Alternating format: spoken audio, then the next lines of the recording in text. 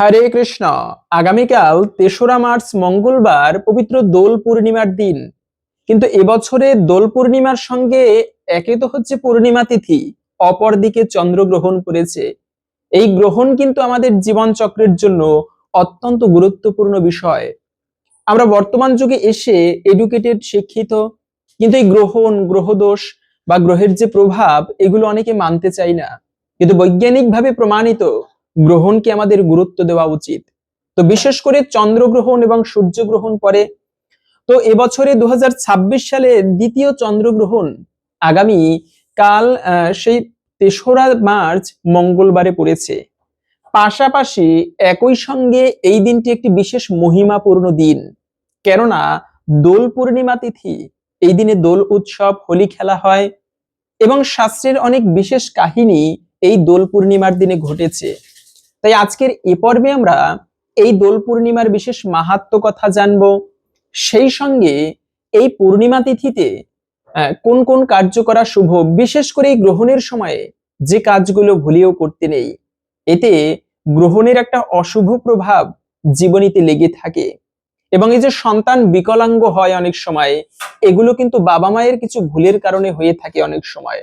তো সেই প্রসঙ্গে জেনে নিব এই গ্রহণের সময় ভুলেও যে কাজ করা উচিত নয়, গ্রহণ কতক্ষণ থাকবে, পূর্ণিমা তিথি কতক্ষণ থাকবে। বড়ই শুভ একটি পূর্ণিমা। তাই যদি আজকের এই তথ্যগুলো আপনার ভালো লেগে থাকে, অবশ্যই একটি লাইক করে কমেন্টে জয় শ্রী ভগবান বিষ্ণুর জয় একবার হলেও লিখে যাবার অনুরোধ জানাচ্ছি। দেখেন, বছরের দ্বাদশ পূর্ণিমা রয়েছে, তার মধ্যে কেন এই বিশেষ পূর্ণিমা দোল পূর্ণিমা তিথি। প্রত্যেকটা পূর্ণিমা তিথি বিশেষভাবে মহিমাপূর্ণ। তার মধ্যে আবার এই দোল পূর্ণিমা মাহাত্ম্যপূর্ণ। তার প্রথম কারণ হচ্ছে এই দিনে দোল উৎসব পালন করা হয়, দোলযাত্রা উৎসব, হোলি খেলা হয়। কিন্তু আমরা অনেকে জানি না কেন এই হোলি নাম হলো। আসলে হোলি নামটি হওয়ার পিছনে একটি কারণ রয়েছে। এই যে হিরণ্যকশিপুর কথা তো আমরা সবাই জানি। এই হিরণ্যকশিপু এত বড় অসুর যে সেই হিরণ্যকশিপু তিনি ভগবানের সাথে শত্রুতা করেছে, ভগবানকে মারতে চেয়েছে। চিন্তা করুন অসুরের মনোভাব কতটা নিচু। এই জন্য হিরণ্যকশিপু ভগবান বিদ্বেষী, কিন্তু তার সন্তান ছিল ভগবানের প্রতি অনুরক্ত, ভগবানের পরম ভক্ত প্রহ্লাদ। অনেকবার হিরণ্যকশিপু প্রহ্লাদকে মারতে চেয়েছে, কিন্তু মারতে পারেনি। তো এরপরে হোলিকার একটা বর ছিল। হোলিকা হচ্ছে হিরণ্যকশিপুর বোন।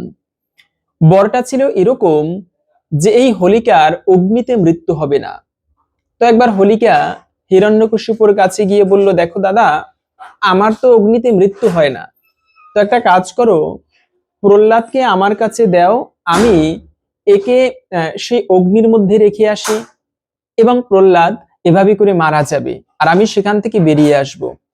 তো ঠিক আছে, এভাবে করে হোলিকা সে প্রহ্লাদকে নিয়ে অগ্নির মধ্যে ঝাঁপ দিল এবং দুর্ভাগ্যক্রমে সেই দৈববর মিথ্যা হলো। হোলিকা সেখানে অগ্নিতে পুড়ে মারা গেল, কিন্তু প্রহ্লাদের কিছু হয়নি। এ হচ্ছে বিষয় যে হরি যাকে রক্ষা করে কে তারে মারিতে পারে। জগতের কারো সামর্থ্য নেই, ভগবান যদি কেউকে রক্ষা করে তাকে অনিষ্ট করতে পারে। এই জন্য সেই যে হোলিকা মৃত্যুবরণ করেছে, এই দোল পূর্ণিমার দিনে মৃত্যুবরণ করেছে। তাই এই জন্য এই পূর্ণিমা তিথি এত বিশেষ মাহাত্ম্যপূর্ণ।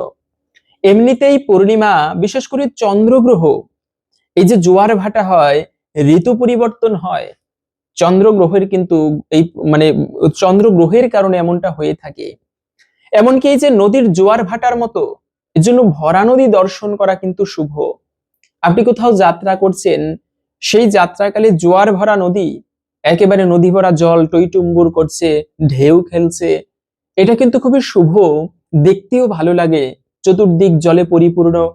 এই যে আমরা বাংলাদেশবাসী, ভারতবর্ষে নদী একটুকু কম, যদিও নদী দেখতে কিন্তু ভালো লাগে, তো দেখতে অভ্যস্ত আমাদের, নদী ছাড়া ভালো লাগে না। নদ নদী কিন্তু আসলে ভালো, নদীমাতৃক দেশ বাংলাদেশ। তো যাই হোক, মূলত এজন্য বলছি এই যে ভরা নদী দর্শন করা শুভ, তেমনি নদীর জোয়ার ভাটার মতো আমাদের জীবনী চক্রিতেও শরীরের মধ্যে জোয়ার ভাটা হয়।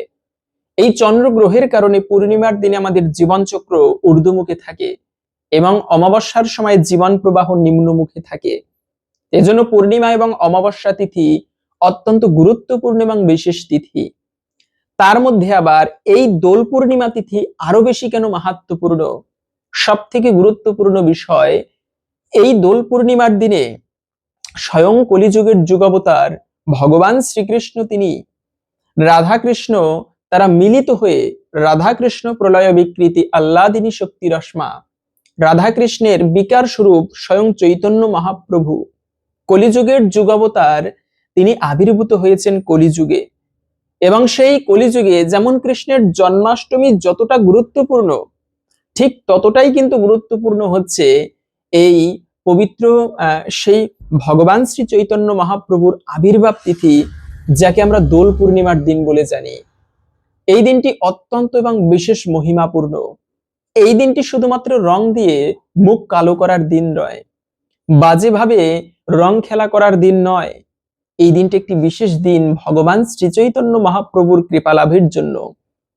আমরা কৃষ্ণ ভগবান কতটা করুণাময়, যদিও তিনি ভগবান, চৈতন্য মহাপ্রভু ভগবান, কিন্তু কলিযুগের জন্য সব থেকে করুণার অবতার হচ্ছে এই শ্রী চৈতন্য মহাপ্রভু। আপনারা প্রত্যেকে এই গৌর পূর্ণিমা তথা দোল পূর্ণিমার দিনে সান্ধ্যকাল পর্যন্ত ব্রত করবেন। সম্ভব হলে সারাদিন ব্রত করে একাদশীর মতো পরের দিনে পালন করবেন, ঠিক যেরকম জন্মাষ্টমী ব্রতে আমরা করে থাকি। এই চৈতন্য মহাপ্রভু ভক্ত যদি বিশেষ অপরাধীও হয়, কিন্তু চৈতন্য মহাপ্রভুর সেবা করে, তবে সে সমস্ত অপরাধ থেকে মুক্ত হতে পারে, এমন হচ্ছে এই চৈতন্য মহাপ্রভু। তাই আপনারা এই দোল পূর্ণিমার দিনে অবশ্যই ব্রত করবেন, কিন্তু ব্রতের নিয়ম কি?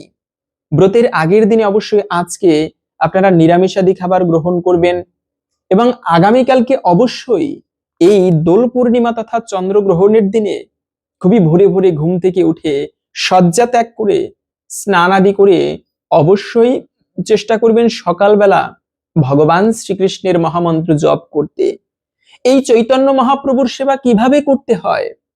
সেবা করতে হয় মূলত চৈতন্য মহাপ্রভু যে নাম বিতরণ করেছেন হরে কৃষ্ণ মহামন্ত্র, প্রত্যেকে এই দিনে যারা কৃষ্ণের সেবা করেন, যারা কালী মায়ের ভক্ত, যারা শিবের ভক্ত, হতে পারে শিবের ভক্ত আপনি, অবশ্যই শিবের পুজো করা সব থেকে ভালো, কিন্তু কলিযুগের জন্য যে যুগমন্ত্র বা যে যুগধর্ম হরে কৃষ্ণ মহামন্ত্র, প্রত্যেকে আপনারা এই দিনটিতে একেবারে কম করে হলেও 108 বার জপ করবেন। বেশি সময় লাগে না, আপনি এই দিন থেকে হরে কৃষ্ণ মহামন্ত্র জপ শুরু করতে পারেন। এর একটা দিব্য শক্তি আপনি নিজেই উপলব্ধি করতে পারবেন যদি আপনি কিছুদিন এই হরে কৃষ্ণ মহামন্ত্র ভক্তি ভরে জপ করতে পারেন, যার উপরে শ্রেষ্ঠ কোনো মন্ত্র নেই। এজন্য সমস্ত মন্ত্রের সার এই হরে কৃষ্ণ মহামন্ত্র চৈতন্য মহাপ্রভু অকাতরে সবার মধ্যে বিলিয়ে গিয়েছেন। পাশাপাশি এই দোল পূর্ণিমার দিনটি আরো বেশি গুরুত্বপূর্ণ হয়েছে বৃন্দাবনে। এই যে হোলি খেলা হয়, এই খেলাটা কিন্তু বৃন্দাবনে রাধা কৃষ্ণ গোপিকারাও খেলেছিল। এই দোল পূর্ণিমার দিনে রাধা মাধব তারা বৃন্দাবনে বসে কুঞ্জে বসে রং দিয়ে আবির খেলা খেলেছিল। আমরা যে হোলি খেলি, আমরা তো রং দিয়ে বাজেভাবে মুখ কালি করি, এইভাবে নয়। প্রথমে রাধা মাধবের চরণে রং দান করতে হয় বা নিবেদন করতে হয়। এরপরে সেই প্রসাদী রং, এই যে সিঁদুর কপালে ধারণ করা হয়, প্রথমে সিঁদুর রাধা মাধবের চরণে অথবা আপনার ইষ্টদেবের চরণে, মা কালীর ভক্ত হলে কালী মায়ের চরণে নিবেদন করে, এরপরে সেই প্রসাদী সিঁদুর কপালে যদি কেউ ধারণ করে, এটি হচ্ছে বিশেষ মহিমাপূর্ণ। এভাবে করে সিঁদুর কপালে ধারণ করতে হয়, রং নিয়ে খেলা করতে হয়, প্রসাদী রং আপনারা ধারণ করতে পারেন। তো তাই এই পবিত্র দোল পূর্ণিমার দিনেই বৃন্দাবনে রাধা মাধব পর্যন্ত তারাও হোলি খেলেছিল। কিন্তু সেই সঙ্গে আমরা তো ভগবান শ্রীকৃষ্ণের কথা সবাই জানি। এই ভগবান শ্রীকৃষ্ণ তিনি বৃন্দাবনে আবির্ভূত হয়েছেন তখন মাত্র সবে 4 মাস বয়স। ওই সময়ে পুতনা নামক একজন রাক্ষসীকে পাঠিয়েছে কংস হত্যা করার জন্য কৃষ্ণকে। তো এই পুতনা, তিনি রাক্ষসী কিন্তু সুন্দরী দেবী মূর্তি ধারণ করে তার স্তনের মধ্যে ভয়ানক কালকুট মিশ্রিত বিষ মিশিয়ে এনেছে কৃষ্ণকে পান করিয়ে হত্যা করবে বলে। তো ঠিক আছে, কৃষ্ণকে দুগ্ধ দিচ্ছে। কৃষ্ণ তখন ছোট, 4 মাস। কৃষ্ণ কি করেছে, এই দুগ্ধ পান করার ছলে সেই পুতনা রাক্ষসীর প্রাণবায়ু হরণ করে নিল। পুতনা রাক্ষসী বিকট চিৎকার করে সেখানে মৃত্যুবরণ করলো এবং তার ভয়ানক রূপ বাহিরে প্রকাশ পেল। কৃষ্ণ তখন হেঁটে হেঁটে হাপুর হেঁটে মানে উপর হেঁটে হেঁটে মায়ের কোলে এসেছে। এ হচ্ছে ভগবান শ্রীকৃষ্ণ। এই পুতনা রাক্ষসীকে কৃষ্ণ এই দোল পূর্ণিমার দিনে হত্যা করেছিল। তাই শুধু তাই নয়, এজন্য ভাগবতের প্রথম শ্লোক মানে প্রথম একটা মন্ত্র পাওয়া যায় যে অহবকিজম স্তনা কালকুটম জিগাংশয়া অপয়দ অপি অসাধ্যি লেবে গতিম ধাত্রী উচিতাম ততয়ন্নম কম্বাদয়ালম শরণম ব্রজেত। আহা, ভগবান কত করুণাময় দেখো, যে বক রাক্ষসী পুতনা কৃষ্ণকে মারতে গিয়েছে, কিন্তু কৃষ্ণ এত করুণাময়, গিয়েছে তাকে মারতে, কৃষ্ণ তাকে মা বানিয়ে দিয়েছে বৈকুণ্ঠ লোকে, মাতৃপদ দান করেছে ভগবানের দিব্যলোকে। এর থেকে করুণাময় জগতে কি আছে? তো এই হচ্ছে ভগবান শ্রীকৃষ্ণ। তাই আপনারা এই এই যে হত্যা করেছিল এটাও দোল পূর্ণিমার দিনে, তাই আপনারা এই দোল পূর্ণিমার দিনে ব্রত করে একটুকু বিশেষভাবে রাধা মাধবের পুজো করতে পারেন, চৈতন্য মহাপ্রভুর পুজো করতে পারেন। অন্তত পক্ষে সূর্যাস্তের আগে পর্যন্ত, সন্ধ্যাকালের আগে পর্যন্ত ব্রত করবেন প্রত্যেকে, এবং ব্রত আদি করে চৈতন্য মহাপ্রভুর সেবা আদি করে আপনারা প্রসাদ গ্রহণ করে ব্রত ভঙ্গ করতে পারেন, অভিষেক করতে পারেন। এভাবে করে এই দিনটি বিশেষভাবে পালন করতে পারেন। তবে আমরা জেনে নিচ্ছি এই দিনে চন্দ্রগ্রহণের সময় বা পূর্ণিমা তিথি কতক্ষণ থেকে কতক্ষণ থাকবে, চন্দ্রগ্রহণ কতক্ষণ থাকবে, এবং এই গ্রহণের সময়ে যে কার্যগুলো ভুলেও করতে নেই। তার পূর্বে আমরা আসুন চৈতন্য মহাপ্রভুর ছোট্ট একটি লীলা কথা শ্রবণ করি। চৈতন্য মহাপ্রভু ভগবান তিনি কিভাবে এই জগতে হরে কৃষ্ণ মহামন্ত্র প্রচার করেছিল, আর তার লীলা কথা একটুকু হলেও শ্রবণ করার মধ্য দিয়ে এই দিনে বিশেষ কৃপা দৃষ্টি লাভ করা যায়। তাই তো বলা হয়েছে শ্রবণম মঙ্গলম, শ্রবণ করাকে নববিধা ভক্তির প্রথমত বিশেষ মঙ্গলময় কার্য বলা হয়েছে। এজন্য আসুন চৈতন্য মহাপ্রভুর আবির্ভাবের বিশেষ লীলা কথা আমরা শ্রবণ করি। এরপরে ভিডিওর মূল প্রসঙ্গ জেনে নিচ্ছি। এক সময়ে এক তীর্থযাত্রী ব্রাহ্মণ জগন্নাথ মিশ্রের বাড়িতে নিমন্ত্রিত হয়ে এসেছিলেন, এবং তিনি যখন ভগবানের ভোগ নিবেদন করছিলেন তখন শ্রীচৈতন্য মহাপ্রভু সেখানে এসে সেই নৈবেদ্য খেতে শুরু করলেন। একটি শিশু সেটি স্পর্শ করেছে বলে সেই নৈবেদ্য ফেলে দিয়ে ব্রাহ্মণ আবার ভোগ বানিয়ে তা ভগবানকে নিবেদন করলেন। আবারও মহাপ্রভু এসে সেই ভোগ খেতে শুরু করলেন। এইভাবে তিনবার একই ঘটনা ঘটার পর শিশুটিকে ঘরের ভিতর বিছানায় নিয়ে গিয়ে শুইয়ে দেওয়া হলো। রাত প্রায় 12টার সময়ে যখন সকলে গভীর নিদ্রায় মগ্ন, সেই সময়ে ব্রাহ্মণ তখন বিশেষভাবে রান্না করা ভোগ ভগবানকে নিবেদন করলেন, এবং ঠিক একইভাবে আগের মতোই শিশু মহাপ্রভু তার নিবেদন নষ্ট করে দিলেন। ব্রাহ্মণ তখন কাঁদতে শুরু করলেন, কিন্তু সকলে যেহেতু গভীর নিদ্রায় মগ্ন ছিল তাই কেউ সেই কান্না শুনতে পেল না। তখন শিশু মহাপ্রভু সেই সৌভাগ্যশালী ব্রাহ্মণের কাছে তার স্বরূপ উদ্ঘাটন করলেন, এবং ব্রাহ্মণ দেখলেন যে সেই শিশুটি হচ্ছেন ব্রজেন্দ্র নন্দন শ্রীকৃষ্ণ স্বয়ং।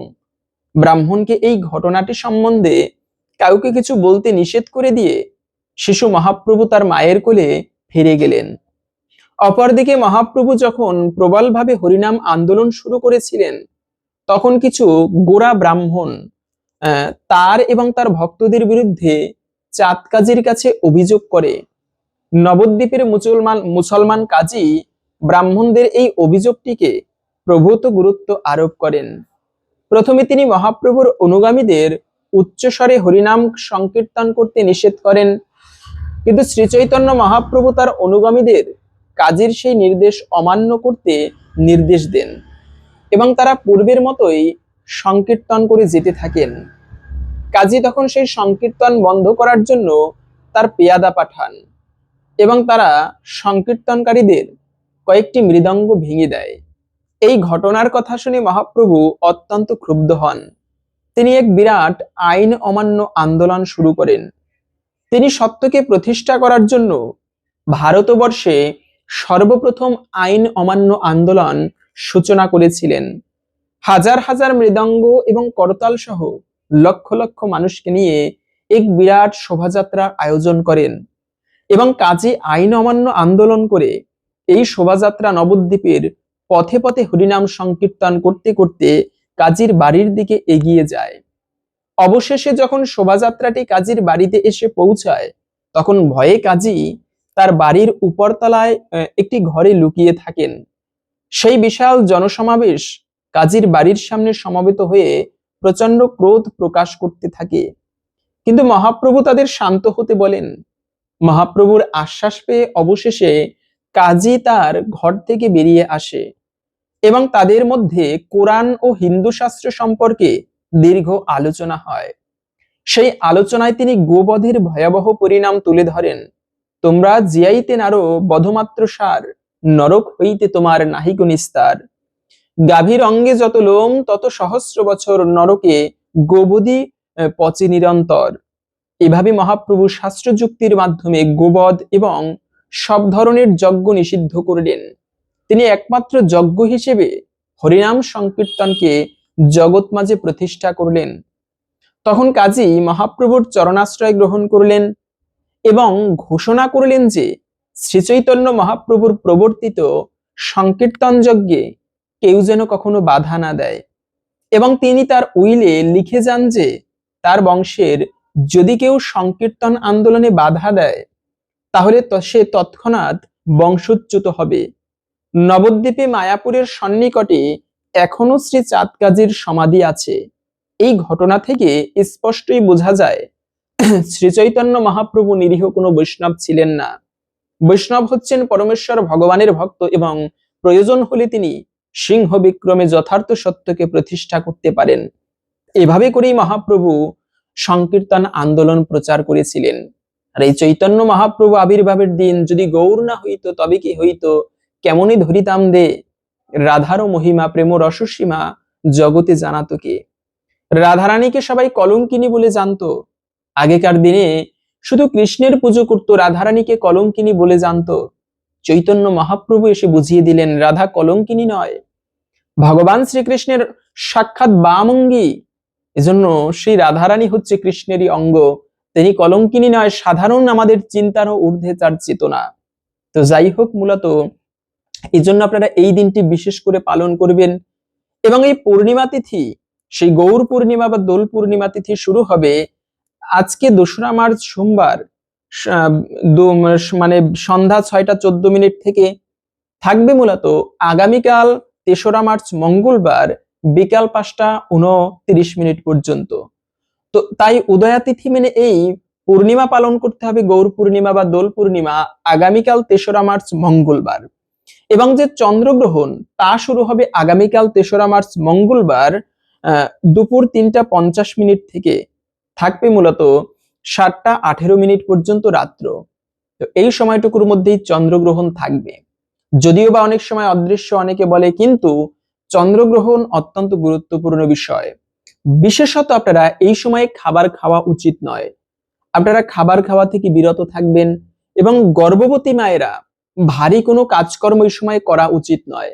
সাবধানতা অবলম্বন করবেন এবং চুল খোলা রাখা উচিত নয়। তারপরে আপনারা ভারী কোনো কাজকর্ম বিশেষ করে খেয়াল রাখবেন যেন সবজি আদি কাটতে গিয়ে হাত পা কেটে না যায়। খাবার খাওয়া থেকে অবশ্যই বিরত থাকবেন।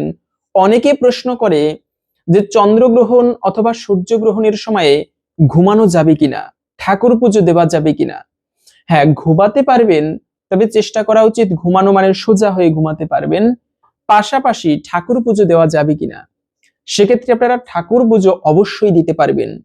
অশুভ সময় বলে কিছু নেই ঠাকুর পুজোর জন্য। যে কোনো সময় আপনি ঠাকুর পুজো করতে পারবেন। আর যখন ঠাকুরের নাম করা হয়, ঠাকুর পুজো দেওয়া হয়, ওই সময়টাই শুভ হয়ে যায়। এজন্য ঠাকুর পুজোর জন্য কোনো শুভ অশুভ সময় হয় না। তো আশা করছি আজকের এই তথ্যগুলো আপনাকে সমৃদ্ধ করেছে। ভালো লেগে থাকলে একটি লাইক করে কমেন্টে জয় শ্রী চৈতন্য মহাপ্রভুর জয় একবার হলেও লিখে যাবার অনুরোধ জানাচ্ছি। মহাপ্রভুর কৃপায় সকলের অভিষ্ট পূর্ণ হোক, এই কামনা করে আজকের ভিডিওটি এখানে সমাপ্ত করছি। হরে কৃষ্ণ।